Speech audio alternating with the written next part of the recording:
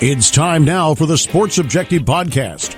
No talking heads, just guys who love sports. Here's Dave Richmond. Welcome into the Sports Objective Podcast. As we're recording this, having a great time with Kyle from LaGrange Barber. What's up, man? What's going on, dude? You sound really happy right now. I'm thrilled. Not Excited. Yeah. You sound so excited. Man, with your energy level, man, we're going to have to hold you. We'll have to pull you back in. That's a typical Kyle from LaGrange, so we're used to it. Bubba Rosenbaum, what's up, man? Good evening, guys. Well, you sound excited too. Am I the only? Yeah, I know. I'm always just exploding with energy. Yeah, you're a spitfire, Bubba. Is what you are. Woo, man, yes, he is. Gosh. We all don't have that Zaxby salad energy that you have right now. I know, Dave. I do. I know. I guess we can start off the podcast. I was talking about the places that are way expensive, and that's probably one of the most high-dollar fast food places. Overpriced, overpriced for what you get. Zaxby's, it's about $2 or $3 more than it should be. Yes, it's like the concessions at the East Carolina football games. Well, hey, by the way, they're gonna. We'll see. We'll find out if they will. We'll talk to Jon Gilbert, a very special guest. We'll find out about. Yeah, more. we need to let people know tonight on the podcast. East Carolina Athletic Director Jon Gilbert will join us tonight, ladies and gentlemen. So you've opened up the podcast. You've tuned in on a very good episode. We've got Jon Gilbert, the AD at East Carolina. I thought I thought you were getting ready to go into a Dusty Rhodes, baby. Yeah, well, that's what I let me tell you something, David Richmond, baby. I have dined with kings and queens, but I've also slept down listening to pork and beans. Yeah, and Ole Anderson, it'll never be over. I don't know where this is going. Okay, but no, that's well. Anyway, so Zaxby's overpriced. Are there any other places? Zaxby's is overpriced for their little chicken fingers. They want to sell you chicken fingers like it's filet mignon, baby. But it's just little chicken fingers. More like pork and beans. Just like you, Ole Anderson, with your little chicken fingers on your hands. You're the son of a plumber. Son of a plumber, that's right, baby. So we're going to talk about overpriced for what it is. So is Arby's. Arby's, you can get some good deals. And they do have the meats for sandwiches. But they're overpriced for what they are without the deals also. Zaxby's, Arby's, Highway 55. Another place is extremely overpriced for what it is. Five Guys. I don't know, man. Five Guys is overpriced, but to me, their quality is so far and beyond those other places that I'll give them. I'll let them slide. I don't look at Five Guys as fast food. You don't? No, I look at it. Guys, I got one for you. Have either of you been to a Freddy's Steak Burgers? No, I've not. They have one down in Concord near Concord Mills Mall. When you go to one, or don't make the mistake of going to one, I should say. So that's what a few months ago, I should say. Stacy and I and my parents went to one, and I thought it would probably be pretty good. It was not only overpriced, but the burgers and the food wasn't particularly good either. So yeah, and that is with Zaxby's and Arby's, Highway 55, and particularly Five Guys. At least the food's good. Now I've never been to this chain, and again, I think this falls into that Five Guys isn't fast food, it's casual dining. I've never been to one. Maybe one of you guys have, but I've heard Johnny Rockets is very overpriced. It is. I've been to. Now, would you consider that fast food, Dave, or is it more casual dining? I would say lean more towards casual dining. They had one when I was living in Elizabeth City. We went to the Norfolk and down in their mall down there, and I remember there was a Johnny Rockets, and it wasn't like really overpriced, but it was definitely not like a good value. Yeah, and then while we're on that overpriced and maybe fast food places that you don't see everywhere, a place that I do think you can get pretty good deals at, and you can pay more for food there. But overall, I think they're reasonably priced. Is a Steak and Shake. Which I is a love restaurant. that. Yeah, they were supposed to be franchising a couple in the Jacksonville area, and somehow it fell through. I'm not sure why, but those were going to be the first in Eastern North Carolina, and I don't know what happened. But the nearest Steak and Shake, I believe there are a couple in the Raleigh area. That's correct. So, there's one on Capitol Boulevard, I know. Yeah. I'll tell you a place while we're on the topic of fast food. When you guys go to Boone, it's called the Comeback Shack.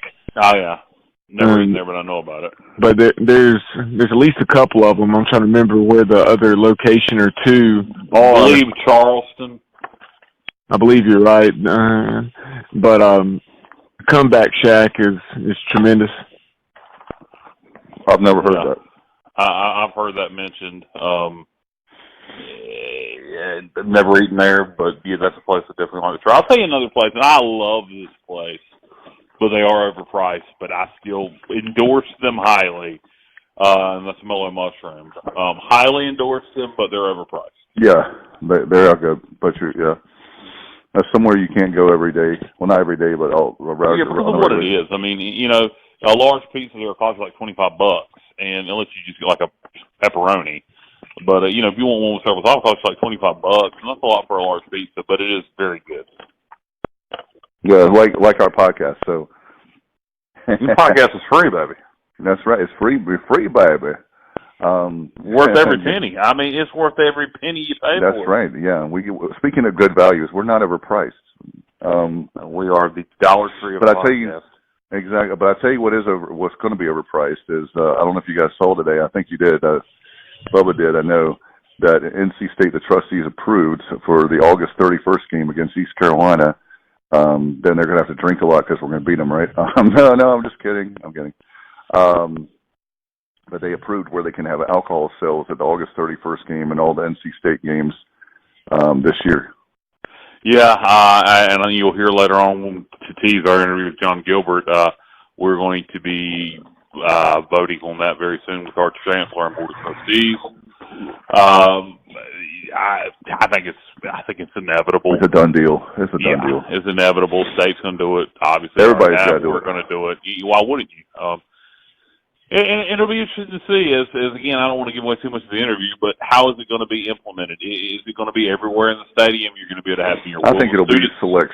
I think it'll be select places. That's my guess. Yeah, I would do it the other way around, Dave. I would do everywhere in the stadium, and then have a family-friendly zone. Okay, yeah.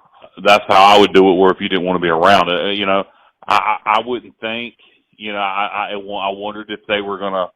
I thought, well, maybe they'll ban it from the student section, but I think that'd be a huge mistake in terms of money. Because here's the thing: people are going to worry about safety, and I understand that. But really, it's much to do about nothing. Because people go to the parking lot. People, if you're worried about that, I mean, good God, people are drunk off their ass before they come to the stadium. People will stay in the parking lot and drink. People will leave the game early to go back out and start drinking. People are going to drink if they want to drink. They're going to drink. Exactly. You're going to have a handful of people like me who don't tailgate before the games.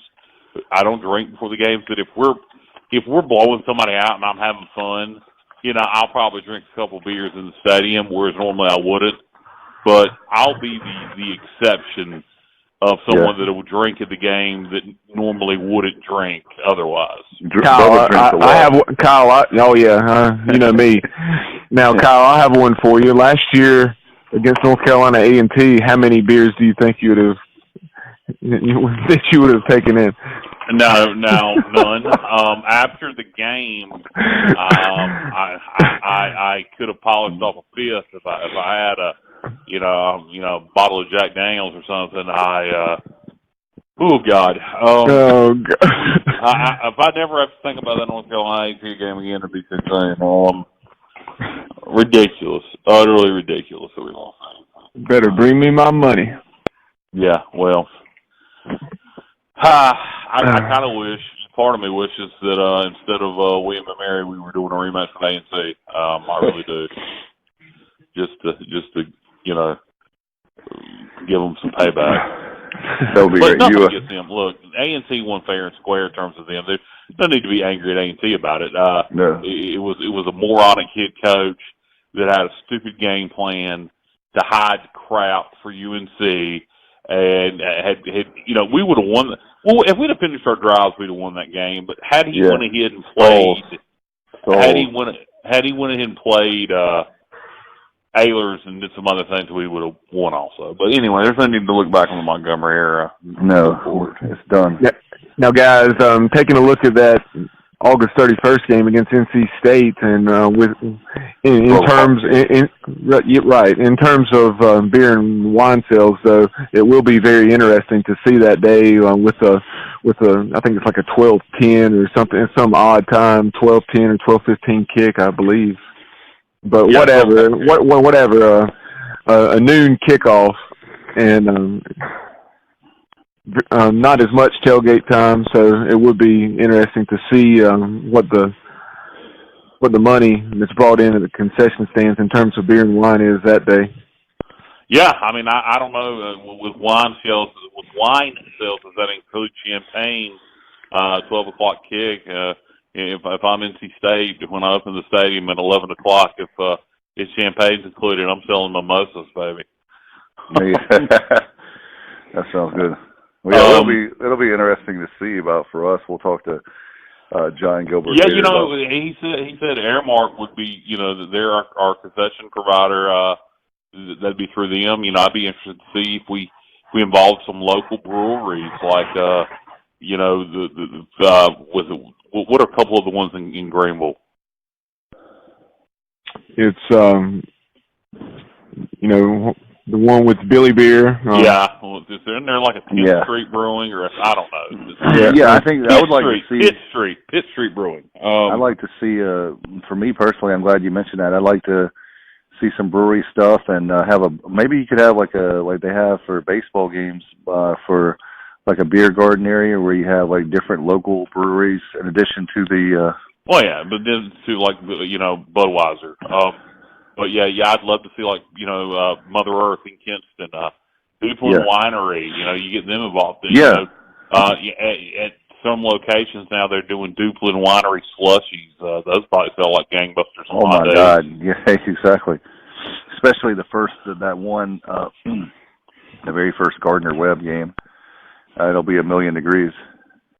Well, it's going to be a night game, so it won't be so bad. Well, that's right. It won't be as bad because it won't be like the noon kickoff like several years ago with App State. But I'm excited about it. I think that, again, my only concern is not because of the alcohol sales, is that some people, I think, have overestimated how much money. It'll bring them money. I'm happy about that. Don't get me wrong. Well, what people do you think have overestimated it, Dave? I mean, what is your concern there with are you talking about fans or administration? No, not administration. I think they're more realistic. I think some fans, it's not all fans, so. Well, I mean, what am I trying to say here? If they have high expectations that it's going to bring in a lot of revenue and it doesn't meet their expectations, tell them to buy more beer next year. It kind of is what it is. It's more revenue. And anytime you can generate more revenue, even if it's just a couple $1,000 more revenue, it's a good thing. A problem. Yeah, I don't have a problem with it. I think there's some people, I don't know what the percentage is, but there's some people that were against, alcohol sales. But the way I look at it is what you were saying earlier, the fact that there are people drinking in the parking lot, and they're very, I would say, in the town-gown relations department, they're very lenient on the alcohol being consumed in the parking lot compared to what they normally would be, because of that's part of the tradition of tailgating and people having a good time. And it's okay for me as long as people are responsible. I know people, it sounds like a public service announcement, but that's the problem I have, is a lot of people binge drink. They drink way too much. For me and Kyle, I don't know about Bubba, but I know for the two of us, for me, I'm there to watch the game, and everybody's different, but it's kind of like a great concert. You're going to go there for the music. You're going to go for the entertainment. Yeah, that irritates the hell out of me, Dave. When I'm at a concert, I drink. Believe me, people, don't think this wrong. I drink, And if any of you ever want to get together and drink, I can drink. I just want to make that clear. But like when I go to a concert, nothing irritates the hell out of me more than when I'm sitting in my seat and I have to get up every 5 minutes so the same 5 assholes can keep going and getting beer or mixed drinks and coming over and over, stand up. There's always 2 or 3. Yeah, over and over. And I'm like, what? You should have just went to a club. That, to me, sounds like a motorcycle. Yeah. It's the sounds of Rowan County, y'all. Oh, okay. I thought it was Kyle making some noise. Like, no, I wasn't passing gas. Well, you pay $50 to $100 for good concert seats, and the whole time you're up, down, drink. You miss half the damn concert. And it never registers in my brain why people do that. I mean, go to a club. You just go to a club if you want to drink. Stay home. Look, I've been to, in the last year, I've been to, 6, 7 concerts. I drank at one of them. I drank 2 7 and 7s at one concert this year. That's the only time I drank at any concert because I just have. It's too damn expensive to drink at concerts. And why are you going to spend so much money for something and just spend the whole time going back and forth? It's nothing to do with having a problem with people getting drunk or drinking. It's just I don't understand it.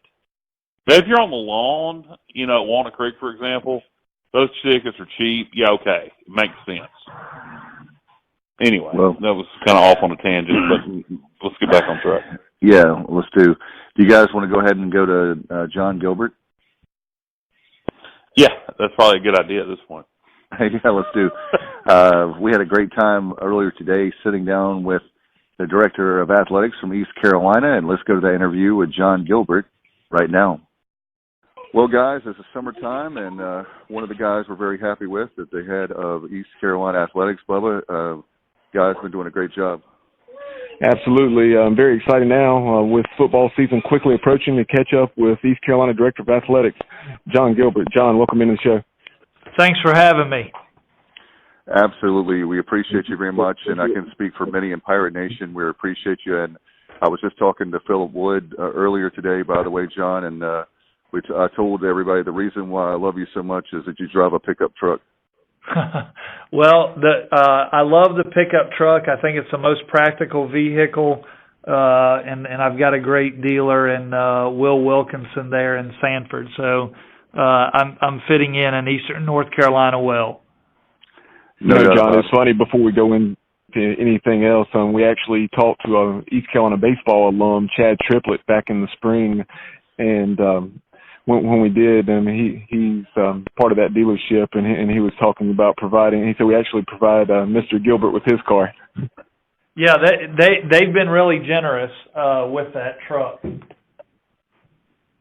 Wanted to first of all, we saw yesterday and we have to commend you once again on the transparency. I know you and Ryan have been working really hard on the From the Helm. Those have been outstanding. Did you want to talk about some of the highlights that the letter, in case people haven't had a chance to see that on ECUPirates.com?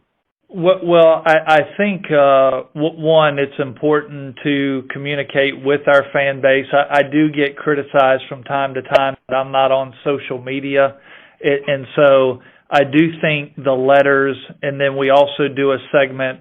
We should have one with Holton Ahlers coming out here either today or the next day or two, the 60 seconds with the AD. And I think it is a way for the Pirate Nation to get to know me and hear from me. Obviously, I'm at not every one of our athletic events, but certainly I'm at a majority of them. So the people that come to our events get to see and touch me on a frequent basis. But it really is, fan engagement has been an important component for us. And so I think those things are really important.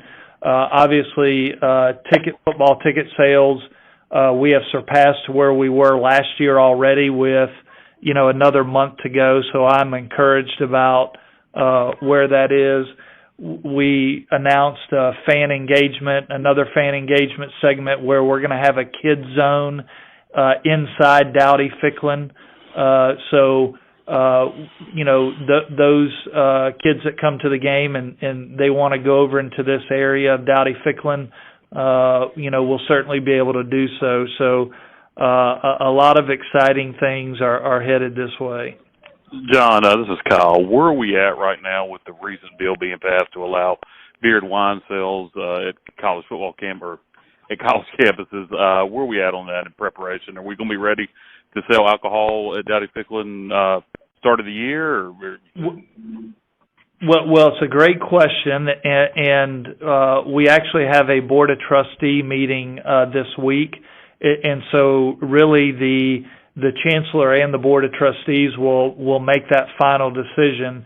If they approve that measure, certainly we will be prepared. That is something that we would work with our concessions partner in this case, our partner is Aramark, and so we would be working with Aramark on how that is distributed, and certainly to a larger degree.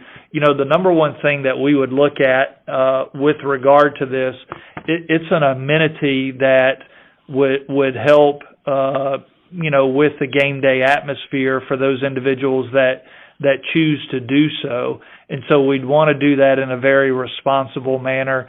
So there will be a lot of people that would be engaged in that decision-making process, and then more importantly, how we do it on game day.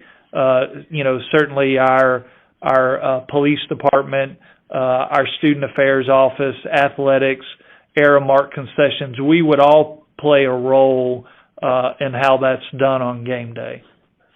And with a lot of the professional events I've been to, John, in the past, they have, like, for example, trying the safety piece of things where you wouldn't sell alcohol after the third quarter or different things like that, I assume.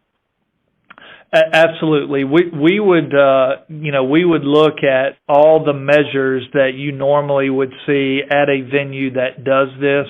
I don't want to get ahead of ourselves and get into any specifics until the chancellor and the board, make their final decision. John, also wanted to. Go ahead, Carl. Dave, do you have a follow-up to that? No, go ahead. You're fine. John, I wanted to ask you, my time's limited here. I have to get back to my other job here in a few minutes. But I wanted to, if you could, if there's anything you could touch on with future schedules. I know recently moving the Georgia State game to fill the spot that Virginia Tech left on our schedule. And I know the schedule is filled out pretty much down the road, but there are a couple of openings. Are we looking at scheduling some regional opponents, like ACC-type opponents, or would you be interested in stepping outside the region at some Power 5 or upper echelon Group of 5 teams, maybe outside the region? Well, in short, on football scheduling, I would tell you my preference would be to play regional teams. The Georgia State game actually really did benefit us. We were scheduled to play them, and don't hold me to this, but I think it was like 23 and 28. 23 in Atlanta, 28 in Greenville. We needed a game in 20. It worked out where Georgia State was willing to move the game up from 23 to 20. So that completed our 20 football schedule, non-conference football schedule. We are open. That gave us another opening in 23. We'll look to add, where it makes sense, a guarantee game or two. And so in 23, I will be looking at, is there a game out there that makes sense from a financial standpoint? And I also want to look at home and homes. I think it's important, to get as many good teams that can come to Greenville and add value competitively, and games that our fan base would like to see. Obviously, we have NC State home and home in coming years. We've got Wake Forest in coming years. We've got a return game of West Virginia coming up. We've got Boise home and home in future years. And so where we can add to bring value to that, but also look at a guarantee game here and there, we will be doing that. John, I want to ask a man-on-the-street question really fast. One of the things, I know you probably don't pay attention to message boards, but the fans, I know the fan base in Pirate Nation, I can feel safe, and the guys on this podcast too, are concerned about one issue, and that is one of the games we got bowled out was the South Carolina game for this year, for this season.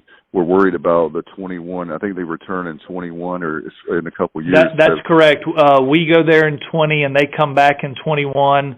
I've had multiple conversations with administration at South Carolina. I do not get the sense that will happen. At least I've got no indication at this point in time, so I'm not as concerned about that today. Okay. When you say that'll happen, you mean you don't believe they're going to want to buy out the game in 21? No, my every indication that I've heard is that they will plan on being here in 2021. Okay, I hope so. They've been planning on coming here for a while, and they hadn't done it yet, so it'd be nice. It's been, I think, since the 90s, right? Yes, it's been a while. 90, maybe 97, I believe. I had one other question, John. What do you guys go ahead? Because I'm just right there for a second. John, one of the things I wanted to really talk to you about on yesterday's From the Helm was largely the first half of it was focused on alignment. You used that word several times, alignment, as far as Pirate Nation all rowing the boat in the same direction, so to speak. And you've already referenced some of the things that you've done to really establish a rapport between yourselves and the administration and the fan base, what have you. You've also had other things coming down the line, such as the Meet the Pirates event on August 17th.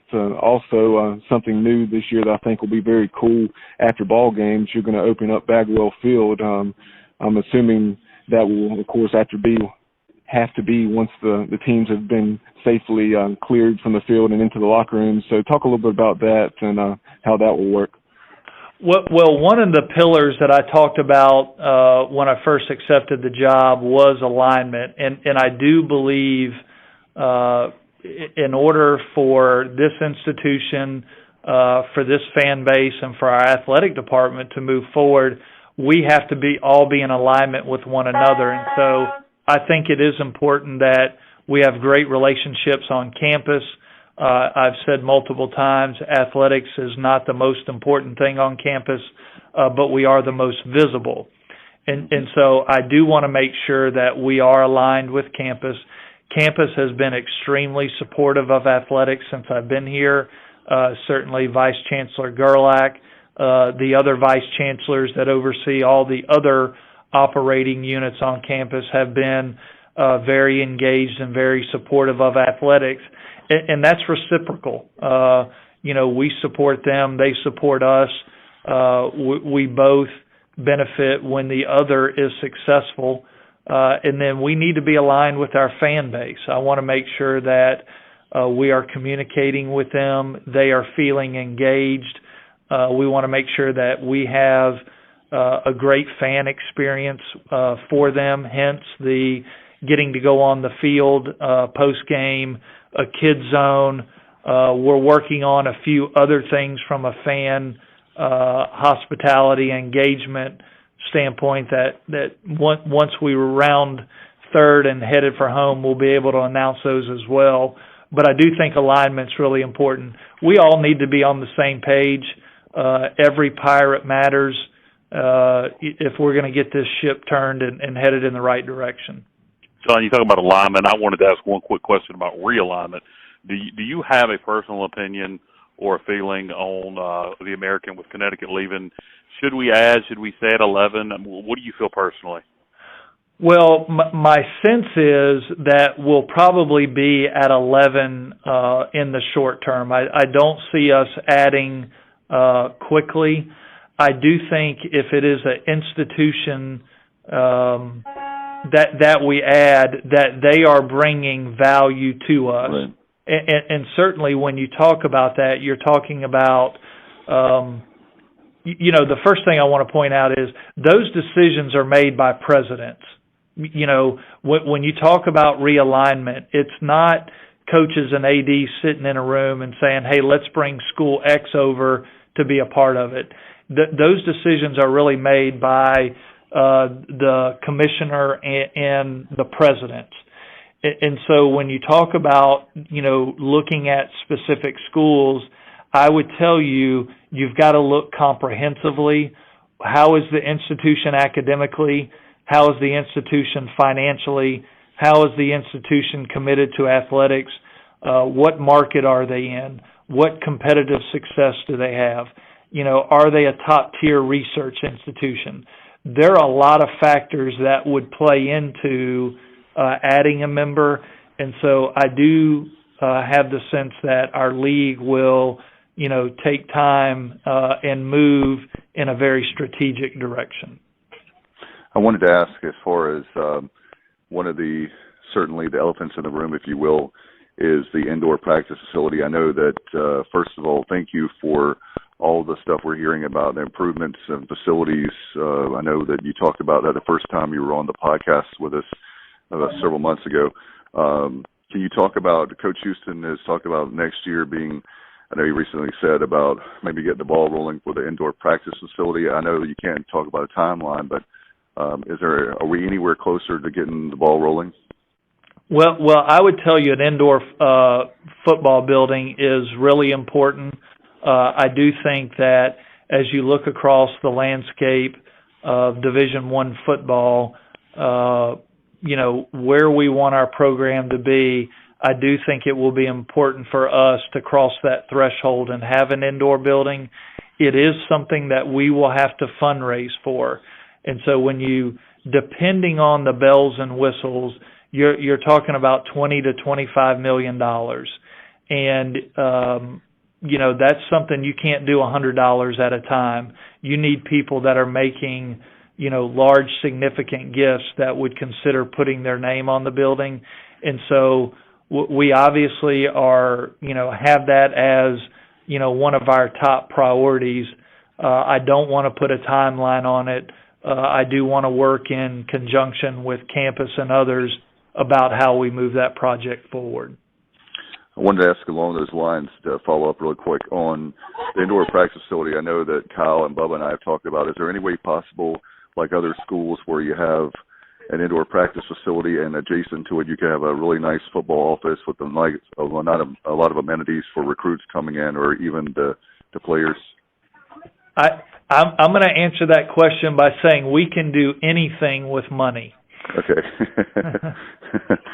And John, kind of along those same lines regarding the indoor practice facility, something I was curious, because this would be ideal from a location perspective, but is the area there adjacent to Ward and the Cliffmore practice facility where the tennis courts currently are? Is that a location that could potentially be used for that down the road?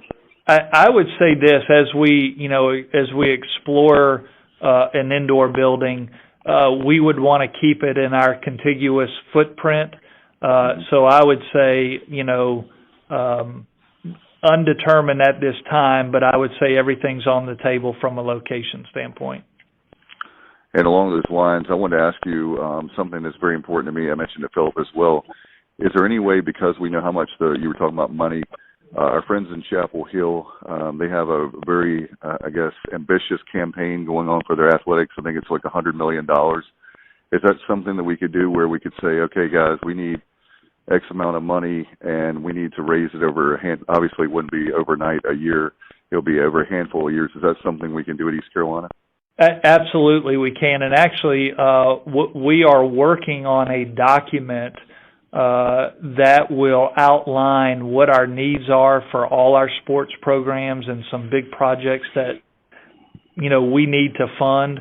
It essentially would be a menu of items that people could donate to. We are working on that document, and I hope to have that ready where all Pirate Nation will be able to look at the document and invest at whatever level they're comfortable with by early fall. I know one of the things I'm really proud, John, is not only having you, but when you look at I was telling the fellas, and I'm really sincere when I say this, not even last year, we couldn't say that all three sports with the coaches. Now we have Coach Dooley, of course, what a great job with baseball with Cliff Godwin. And with Coach Mike Houston, you have a situation now with the three, I guess, revenue sports, where you have a situation where Coach Houston is where we're believing that we can actually one day go to a New Year's Six Bowl. We have Coach Dooley where we can go to NCAA tournament, and we have Coach Godwin is sniffing right at Omaha. Well, I would take it a little step further too. You know, I feel really good about Kim McNeil in women's basketball. Yes. We just hired a new coach in women's golf, and CC Buford. You know, all of our programs, I do think, are trending in the right direction.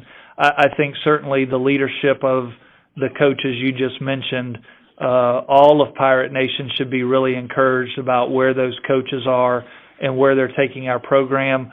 I went to a men's basketball workout yesterday, and I can just tell you, we look so much better on the hoof. I don't know how many games we'll win. We do pass the look test now in men's basketball. I really am encouraged about where Joe and his staff have this program headed. We're going to surprise some people next year in men's basketball. And along those lines, I know, Bubba, we were talking to Coach Dooley earlier, and it's been a busy day for us. With Coach Dooley, is there any way, this is one question that bothers me, not bothers me, but over the years at Williams Arena, Minges Coliseum, we've always been told that the structure cannot hold a scoreboard in the middle of the, obviously, at center court. And I was telling the fellas, I have season tickets now where I'm on one of the end zones where I can see the scoreboards on the side. But a few years ago, before I had season tickets, I was sitting up. They're not nosebleeds because I think they're great seats wherever they are, but the sight lines, as far as knowing the score and all that, you couldn't see anything at the seats I was sitting at. Well, I do love the bones of Minges. I think it is a really good arena. There are some things we need to do to improve upon it. We are actually right now resanding the floor. We're going to completely strip it, new paint design, logos, everything. There are multiple things that I would like to do in Minges. Obviously, from a funding standpoint, we're going to have to do that in phases. But I think it is where we live, the neighborhood we live in college athletics, we are going to have to constantly upgrade our facilities in different areas. Now, being where we are, we can't do it all in one fell swoop, but I think a project here and there, we've got to constantly improve in that footprint.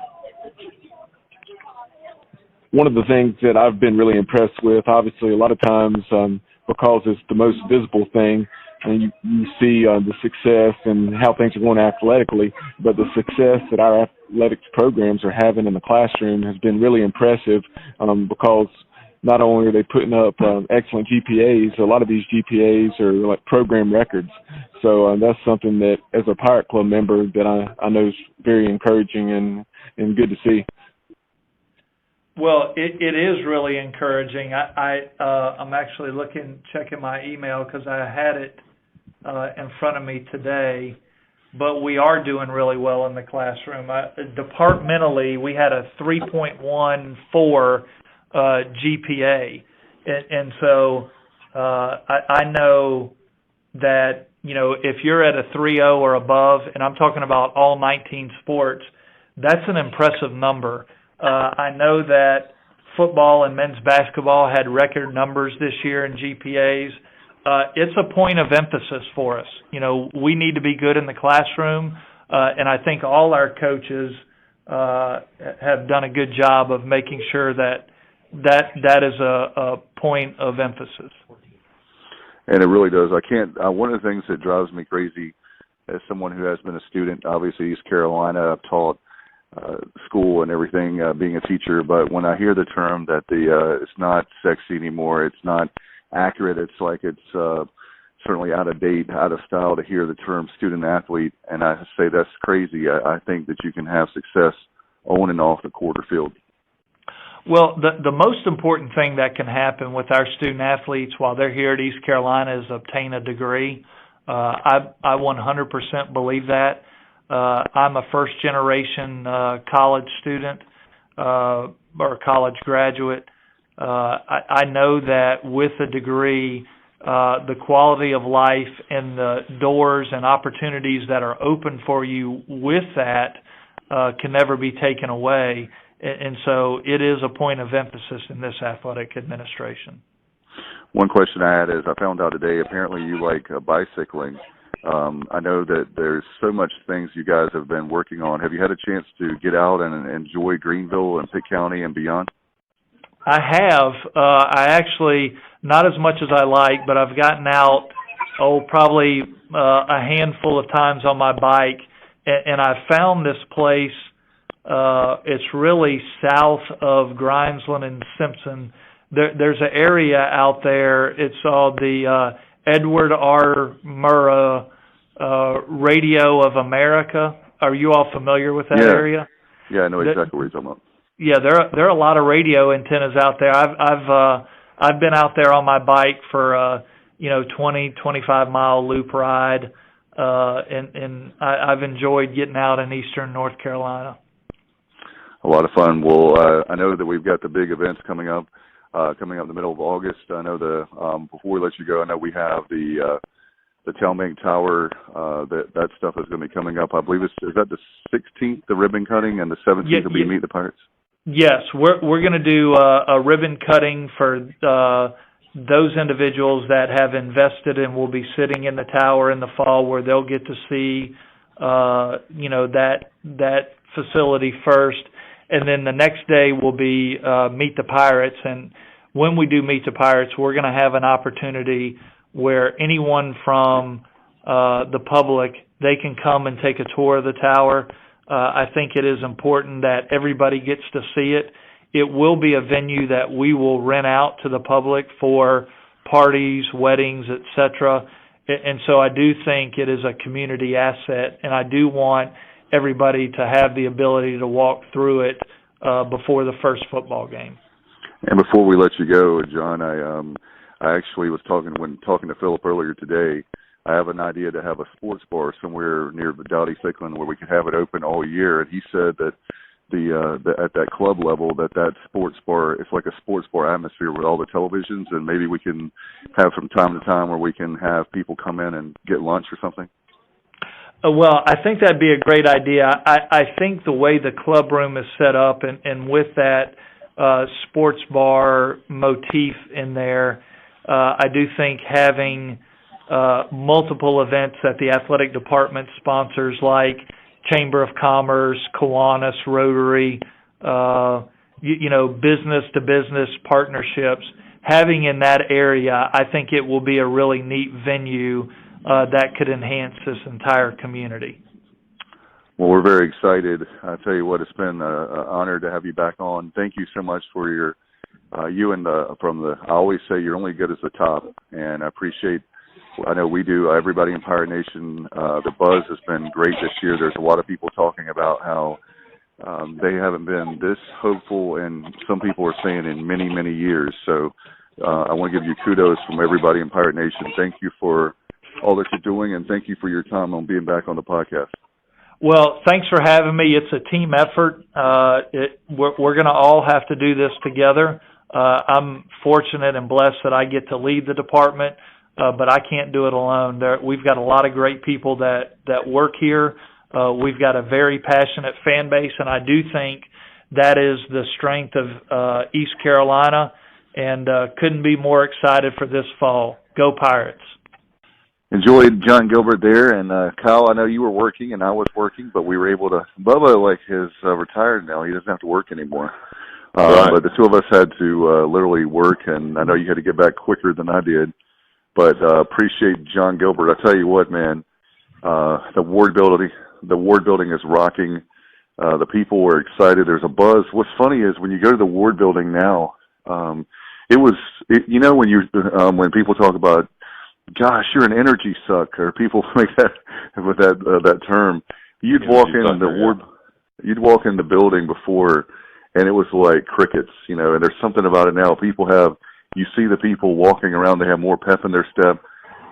it's just a great feeling, and it's all because of Jon and Ryan Robinson and all the great people there. And we're going to be talking on our next episode with Philip Wood, the director of the Pirate Club, executive director, and had a chance to go to his office and sit down, and a great interview with him. But Gilbert was fantastic. I really appreciate his honesty, his transparency. I think the program is, how could it be worse than golfer?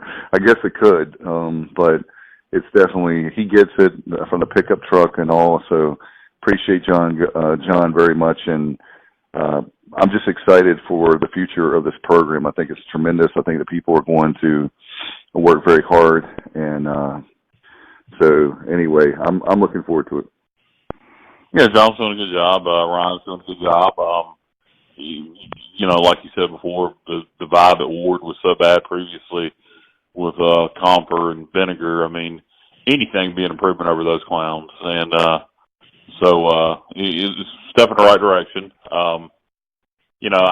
Going back to the Gilbert interview, I do have some concerns with the scheduling philosophy, saying we're going to take a couple of guaranteed games. I'm not a fan of doing that. I think once you start doing that, you open up a door of potentially, let's say we do a guarantee at Clemson. Well, then South Carolina may say, well, then why are we ever going to do a 2-for-1 or whatever with East Carolina again? So that concerns me. I would, I was telling you guys, y'all fair. The only team I would do that with is Notre Dame, because I think that's such a unique situation. Yeah, it would have to be a situation by situation basis, right? I mean, that's to me it. I wouldn't even do it with Alabama. And I know some people may be going, "Oh, you're crazy," but to me, if there's nobody else in the American that does that, and to me, it makes us come across like a MAC or a Sun Belt school. And if nobody else in our conference is doing it, and Mike Orasco, I'm pretty sure it doesn't like for schools to do that. Right. Same thing with basketball. If he does it for basketball, he's not going for football. Correct. Yeah. And to me, I don't think we should do it. I'm against it. I'm not the athletic director. I would recommend, and I understand we do have a bit of a deficit right now we're trying to fix financially. So I understand from that standpoint. I know we have the lowest budget in the American. But to me, it's I don't know. To me, it's almost like an easy fix for the money. It's almost like it's too easy. Yeah. And I just don't like it. I think I hate to use the term whoring yourself, but that's kind of what you're doing. And I don't think we should have to do that. And probably the fault of the previous administration that we're in a position where we feel like we have to do that. But I hope Jon reconsiders that. I think some Pirate fans disagree with that. I know there are quite a few Pirate fans that like those one-off games because they perceive it as being our only chance to play in Alabama or somebody like that. But like Bubba was saying earlier off air, back when Virginia Tech was playing on some regular basis, I'd a whole lot rather play a home and home with Virginia Tech, West Virginia, exactly, than do a one-off with Alabama, or even 2-for-1s. If somebody like Missouri, I'm just throwing a name out there, if Missouri said, "Hey, East Carolina, you do a 2-for-1," I'd a whole lot rather do a 2-for-1 with them than a one-off at LSU. And I think there are some Pirates that would disagree with that, but I think if you really think about it, once you open that gate and you start doing it on a regular basis, when I say regular basis, one every couple of years, I think you're going to have people that are going to use it against you when you're trying to do a home and home or a 2-for-1. You can even see where Carolina or NC State could use it against us. Well, if you're going to do a one-off at this Power 5 school, we're a Power 5 school also, why should we go to your place?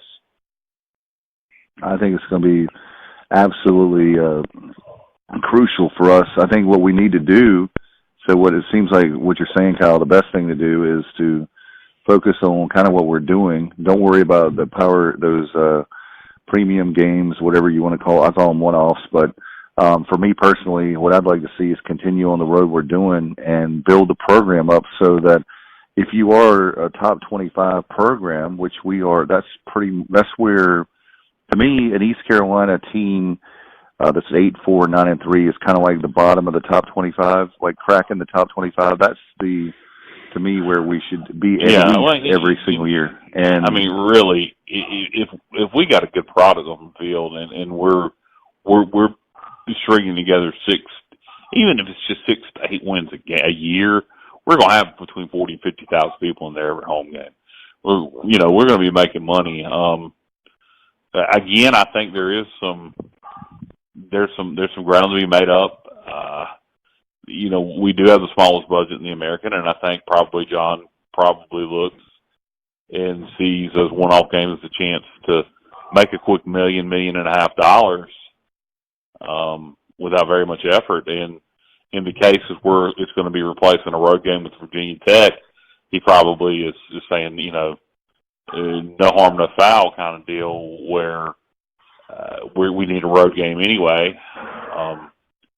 It has to be a special. Yeah, I agree with you. It has to be, to me, where it comes down to, it has to be a case-by-case basis. It can't be a strategy because if you do that, like you were saying, Kyle, you really diminish who you are, and it's kind of like you sell yourself to the devil, so to speak. And I'm not anti those schools. I'm not anti playing those schools. I think it's just they want to do a 2-for-1.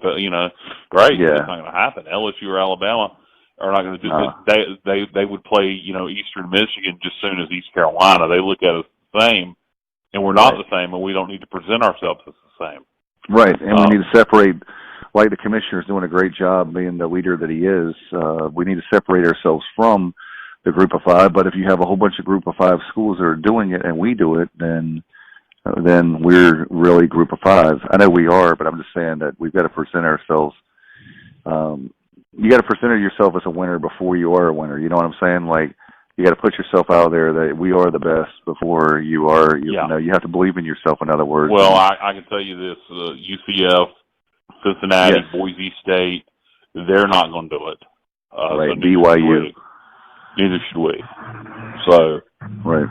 There's certain teams, and they are right there on the cusp, if you will, bubble teams that could be picked apart, cherry-picked out of the American or any of the other Group of Five, maybe some of the Group of Five conferences, but certainly the American will be the first one. And so you have to make sure that you're, like you're saying, and with East Carolina, to me, I believe that when you have Mike Houston, you give him 3, 4, 5 years of recruiting, you're going to start seeing us back in the top 25 again, knocking at the door. We'll have one of those seasons where maybe we're even a top 15 team, even a chance at a New Year's Six Bowl is something that I think is very attainable in the next few years. So I'm not saying this year. I'm not smoking crack. That would be. Yeah, that would be. Can you imagine that going 3-9, New Year's Six Bowl? I'd be gone in 1 year. Oh my God. Yeah, no, I'm not planning on that. So for everybody in Pirate Nation, don't worry. I'm okay. I took my medication today, so I'm good. And Kyle, a minute ago, you mentioned Missouri. I know in the last several years, Missouri's gone on the road, and then also Oklahoma State has gone on the road to Sun Belt, and then MAC foes. So, correct, yeah. So I mean, if they're going to go there and play, then why shouldn't they come to Greenville or somebody like that? Correct, yeah. It just again, and I wish I'd had more time to speak specifically on the subject with John. I'm not throwing John under the bus saying he's a horrible AD because he talked about doing this. I'm just saying I'd really like to know his full logic behind it. I think I know his logic behind it, and I think it's too short-sighted. I think it's too much of a quick fix to bring revenue into the program, and I don't think it's something we need to do. I don't think it's a path we need to go down. But guys, in that interview, toward the tail end, Jon Gilbert, he brought up some of the recent hires in terms of head coaches like C.C. Buford and then also Kim McNeil with women's basketball. But we had a recent hire today, it was announced today anyway, by head coach Cliff Godwin, and director of baseball operations Pete Buscano, who had been with Coach Godwin since he arrived in Greenville. He had ties with him going back to his days at UCF. He and his wife are moving up to Madison, Wisconsin, and he'll be pursuing other things. But Pete Buscano, after doing a tremendous job, he is going to be replaced by Blake Hardigree. He had been down at Samford, and Samford's had very strong baseball. He had just spent this 1 year as the director of player development and the director of ops there at Samford. So welcome to Blake. Look forward to having you in Greenville. And a little bit about him: he's originally from Amarillo, Texas, and then he played. He was a 4-year player at the Division II level out at Northwest Missouri State. And he was a catcher and a 2-year captain for Northwest Missouri State. And then he got into the coaching ranks. I want to say it was at Iowa Lakes Community College. And after a year or a few there, he had moved on to Samford. Now, is there any truth to the rumor that the only reason he got the job is because you turned it down? I cannot confirm nor deny that. Okay. But in addition to that, while we're on the topic of baseball, congratulations to Jake Agnos. Jake Agnos was the male scholar athlete of the year in the American Athletic Conference. So that's all 18, 19, however many sports. In the American, Jake Agnos was the male scholar athlete of the year with something like a 3.959 or something crazy GPA. Congratulations to Jake. That's something to be proud of. Sounds fantastic because, with Jake. And then how about Bryant Packard? I thought that was fantastic with his 359 batting average, the highest ever. It's a new record for the American for conference record. Yep, I saw that as well. Like you said, all-time leader in batting average. Tremendous career that Pack had in the purple and gold. Yeah, I saw something. Did he get called up, or is he going to be called up? He was actually promoted. I think I want to say he'd been in low A ball with the Connecticut Tigers, and he was promoted to high A ball over in Western Michigan, I believe it was. I want to say it was the Western Michigan Whitecaps or something like that.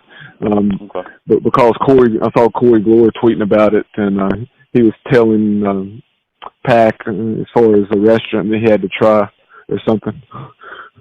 Gotcha. Yeah, good stuff there. Baseball is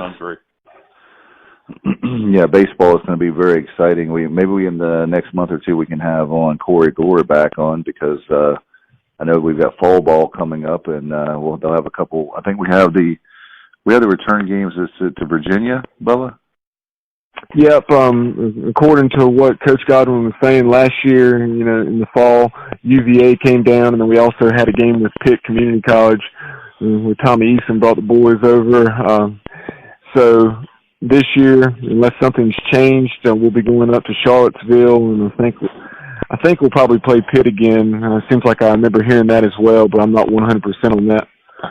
Did I make this up, or can you count those games now towards your schedule? Or they don't count against your schedule? Or? You can play two and not have them count against your schedule. If you play, I think you can play more than that, but if you do, it counts against your 56 that you can play in the spring. But the wins and loss records don't count, right? Correct? Right. Which is the stupidest thing I've ever heard in my life. In the last year, if you're gonna make the games count. If the NCAA is going to make the games count, let's count the damn records. In the past, prior to that rule getting passed before last fall, it seems like it was just if you played any game in the fall against somebody where it wasn't an intra squad, then it counted against your 56. So that was good to see that you could play two games and not have it count against your 56 in the spring. Yeah, because for years, if I remember correctly, Rice used to always play games in the fall, and it counted against their 56. And there were some people that speculated that maybe that was part of their success. They played competition in the fall, but I've always thought that was stupid. That if they count towards the amount of games you can play, then the game should be counted. Yeah, and not to get off on a tangent, but when talking about the number of games in college baseball, I'm trying to remember what year that changed. It's been several years ago now, way back, but there used to not be a limit at all. So you had teams like Hawaii and teams in Florida and California. If they wanted to, they could play 75 ball games. Yeah, I remember that before that was changed. Because you would have, they changed it some years ago. They went to a universal start date, Bubba. Because I can remember when I really started following college baseball hard in the early 2000s, you'd have some teams that started playing like Hawaii, as you mentioned, in January. They would start playing in January, and there wasn't a universal start date. You'd have some games. By the time East Carolina started around Valentine's Day, you'd have some teams that already played 3-weekend series. Yeah. I'm so glad we had a motorcycle earlier, then we had a loud truck just then, so glad we can bring you the sounds of Rowan County on a... I was actually Jon Gilbert. Yeah. All right. So, Dave, you still there? Yeah, I had it on mute. I didn't hear what did you say? Nothing important. Okay. Yeah, so you guys, I got to ask you this, guys, before we go. We got some promotional stuff to talk about too, but one thing that's been on my mind, off topic, is do you guys binge watch television? Not a lot. I've been meaning to get on YouTube and watch season 2 of Cobra Kai. Oh, I love that. Yeah, I need to. I love season 1. I haven't watched season 2 yet, but that's something I need to do. Stranger Things, I have not seen the first 2 seasons. Definitely, it's the greatest show in the world. That's the reason why I brought. I'm sorry. That's the reason why I brought that up to you guys. Is that I know our good buddy Brandon Simmons put up on Facebook. All these people on Facebook I'm seeing on social media, about Stranger Things and it's coming out at midnight or 3:00 in the morning, or whatever. And I was like, I haven't even. There's so much great television as far as TV shows on streaming. It's very difficult to. Well, what's so crazy is everybody seems so excited about Stranger Things 3. Season 3. I don't remember season 1 and 2 being that popular. I guess it's one of those things maybe that kind of like The Walking Dead. The first 2 seasons were popular, but they weren't to the point where it just impermeated pop culture until season 3.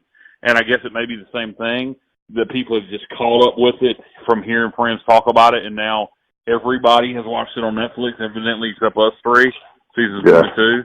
And so now that season 3 is out, everybody's excited. But I haven't watched Stranger Things. It does seem interesting. So it's not something that I scoff at. It's just something that I haven't watched. I think it's interesting. Coke has released a new Coke in ties to Stranger Things 3 because it's based in the 80s, and I guess it is. Where season 3 starts is going to be when New Coke came out, so they're releasing New Coke, re-releasing New Coke. It was first just released online. Now it's available in certain stores. I mean, you can go to Target. I don't remember what New Coke tastes like, so I'm anxious to go to Target and get one and try it. Came out in 1986, I believe. Yeah, I remember having it as a kid, but I cannot remember what it tastes like. So I'm anxious to see if I like it or not. What's funny is how funny will it be if people actually like it was such a bomb the first time, but maybe it'll be the second time's a charm. Well, the problem was, Dave, when they came out with New Coke, initially they did away with old Coca-Cola. That's why the plastic was added. They was the stupidest decision ever, and they coexisted for a while. It was New Coke and Coca-Cola Classic, and then they changed it to Coke 2, Coca-Cola Classic and Coke 2, and then they eventually got smart. It was available in some markets for like the mid-90s. But like I said, I can't remember what it tastes like. I remember people saying it was more of a similar taste to Pepsi. Yeah, I think the one thing that came to mind when you asked that, it seems like if my memory serves, or if it was like in the 80s, the Cola Wars, and it seemed like that very thing that it was sweeter. That's what my memory is. During the Cola Wars, Pepsi was winning, and what really turned the tide for Coke. A lot of people think that the new Coke, and this is totally off subject for what we're supposed to be talking about. We'll get back. Yeah, we'll get back. A lot of people think that there are people that have the conspiracy theories that they, did that to try to make people miss Coca-Cola Classic and to bring it back. And nobody's smart enough to know that's going to happen. But it was great that, in my mind, looking back as a kid, what I really think turned the Cola Wars to Coke's favor was when they got all the fast food contracts. Yes. When they got all the fast food contracts, except in the late 80s, I want to say. Yeah, late 80s, early 90s. Yeah. Taco Bell, KFC, and which I believe were all owned by Pepsi, actually. They were owned by, that's why the family, Yeah, and I believe that's why Pepsi bought them, so they would have a presence in the past. I remember, McDonald's, Wendy's, selling Coke, and I remember Burger King with Pepsi, and I remember Burger King switched to Coke. And that, to me, was the turning point where Coke took over and was number one again over Pepsi. Yes, that's the Cola Wars for you. The Cola Wars objective for you, folks. So yes, Bubba, did you enjoy that? Are you awake, Bubba? He's put it on mute. Anyway, I'm not being a part of it. But I heard from Dana today, guys. She called me, and she's coming on the podcast. We'll have her on in the next few days. She's going to be giving all the information and obviously taking your orders. I was going to say take orders, but it's actually take your deposits for next year for our cruise, the Sports Objective Pirate Cruise, July the 16th to the 20th. And when can we start? Okay, and when can we start doing this, Dave? Can we contact her now or next week? Yes, or what? We can actually do it right now. Do you have her number? Yes. Give me a second, and I'll tell you. Okay. I've got it right here. Hold on. All right. Dave is getting her number right now, people. It's 919-830-4161. 919-830-4161. Her name is Dana Shrink. Dana's Global Travel is her company, and she will look out for you. And go ahead, and she will work with you however you need to set it up. Some people are... Yeah, and when you contact her, tell her you want to, I guess, identify it as a Sports Objective Cruise next July. Yes, and so she'll take care of you. And the thing I like about Dana is the fact that a lot of the online people are fine. There's nothing wrong with them, but they'll tell you something's $300, and you get excited it's $300 a person, and all of a sudden it becomes $700. The great thing about Dana, she goes ahead and gives you a set price. You'll know up front how much you have to pay. I don't like the surprises of thinking you're going to pay. And there are things that aren't included in that price. Right. The prices that we were quoted, you have a price you can pay, and then there's a price that will include your gratuity and insurance. Correct. But there are some things that aren't included, like drink passes. If you want to drink alcohol or soda, tea, lemonade, water, I guess coffee. Internet is included. There are some restaurants on the ship that are included. Some are not, which I did not know. I thought all food was included, but they've added that. It didn't used to be that way, but they've added restaurants as another revenue stream. And there's, of course, the spa. You can pay extra. There's excursions when we're going to do the 4-day cruise. So we'll be out of Charleston to the Bahamas, a very easy drive for no matter where you are. And I love Charleston, so a chance for you to go the night before and spend the night and come over to the port. But we're going to have a great time. In fact, Nassau will be day 3, and you'll have there's all kinds of – you don't even have to get off the boat if you don't want to. There's so many great activities on the boat. But if you want to get off and spend some time in Nassau in the Bahamas, you can do that too. Excursions are extra, but the good news is you can get off the boat and you're not too far away where you can walk around Nassau and a lot of great shopping. So all kinds of great things to do. And again, it's very affordable. Dana has put together, we have a block of rooms already there's interior rooms. There's ocean view rooms. That's what probably most people will get. And there's also some balcony rooms. And the balcony are fantastic because the room's a little bit bigger. And, of course, you have the balcony that you can sit out and spend time on the ocean, so to speak. So we'll have a social, as we talked about, and we're going to record a podcast on the ship, and only the people there will be able initially to hear it. Of course, we'll release it after when we get back. Yeah, and so I've got good response, Dave. I know my sister said she's coming. One of her friends is very interested and she wants the information. I've posted another friend who wants to come, but don't know if they have the money. So yeah, it's the great thing about it, and the great thing about it, folks, we're just getting started. We'll have up until about 2 months before we go on the ship that we'll find out about in other words, you'll have plenty of time to pay, about 10 months from the time of the cruise. So sometime in, I would assume, May that you'll have to. So there's some people that, Kyle, what they do is they literally take tax money and they make little payments here and there and then take most of the bulk. I've done that. There's times when maybe you have a little bit more money all throughout the year and you can kind of even things out. There's all kinds of way to pay for it. As long as you have it paid about 2 months prior to the ship sailing, the cruise, then you're good to go. So we're going to have a lot of fun there.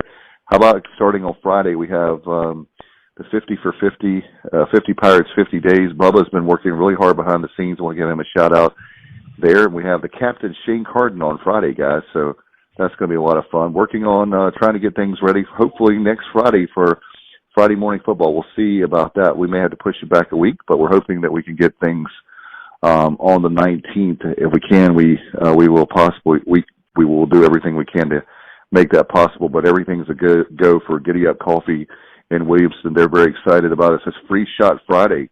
So they have 2 locations in Washington and Williamston. We'll be at the Williamston location, the old KFC. We've got that going on. And we're trying to work out the stuff for the Sports Objective Watch Party. So 6 episodes we're working on that. So we got lots of a busy summer. A lot of people think one of the guests that we talked to today, he asked me, he said, I guess you don't have a lot going on now in the summertime. I said, are you kidding me? We got more. It seems like more now than we've ever had. So, Kyle, I guess Bubba, has he fallen asleep? No, I'm here. Oh, there you go. Oh, Okay. Bubba's back. He just let us during the Cola War objection. But in addition to everything you said, obviously this show was excellent with Jon Gilbert, but the guests from ECU will continue over the next few podcasts. We'll talk to Philip Wood, the executive director of the ECU Pirate Club, and we will also catch up with head men's basketball coach Joe Dooley and talk about the roster overhaul there and where things stand going into the summer, or throughout the summer and into the fall in that 1920 season.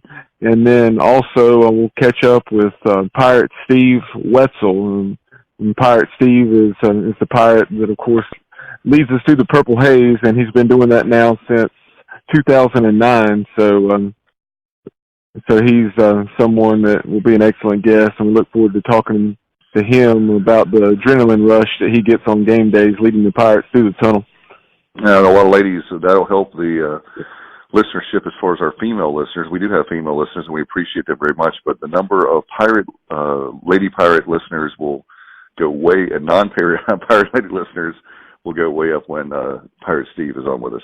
And also, as far as Steve goes, speaking of the entrance, it will be interesting to see exactly what it's like this year, because we're not going to come through the Murphy Center as we have since the Murphy Center was built and opened back in 2002. So that will be very interesting to. It's going to be more like the old days prior to the Murphy Center being built, but obviously it's going to be hopefully a much better entrance, and a much more interesting entrance, I should say, in terms of, it'll be interesting to see if we go with the tunnel or exactly what it is. I think it's going to be more, I think when we were talking about Ryan Robinson, they were looking at, are they going to come in the boneyard side? No. They're not doing that? Down by the pirate statue. Yeah, that's what we were hoping. They were going to come in that area, but it's going to be like they used to come in over there on that south, if it's southeast corner. No, you're trying to get my geography right. It's to the left of where they come in now. It'd be the southwest corner, I guess. Southwest, yeah. Yeah, southwest corner. Okay. Yeah, so we're going to have that's going to be interesting to see, just the fact that I think people are going to be, it doesn't matter where they come in. I think the people are going to be so jacked up that we have Mike Houston, the very first home game, Town Bank Tower. Oh, I think you're wrong. I think people will care. There'll be some people that'll complain to no end that they're not coming through the Murphy Center anymore. There'll be other people that'll think it's the greatest thing ever that they're coming in like they used to, and Logan and Lewis will be here. So, well, the thing is, I was like you guys, because not to get off on a tangent, because we need to wrap this thing up, but, you know, in my opinion, and in a lot of folks' opinions, that whole Murphy Center end zone project wasn't handled well, and we should have had seats down there to begin with, where we would have had a tunnel like we have down in the Boneyard Inn, where that would have provided for more natural entrance. But we don't have that, so we got to make the best of what we have. Hamrick. Hey, guys, had a great podcast. Hey, thank you, Jon Gilbert. Appreciate you, sir, very much for coming on. He's so accessible and definitely transparent. Appreciate him very much. And, guys, I hope you have a great evening. And whenever you're listening, hope you definitely will come back with us. We're going to have more fun. I promise. Lots of great stuff. Stay with us. You've been listening to the Sports Objective Podcast. You've been listening to the Sports Objective Podcast. Join us next time as the guys will be objective, and the objective is sports.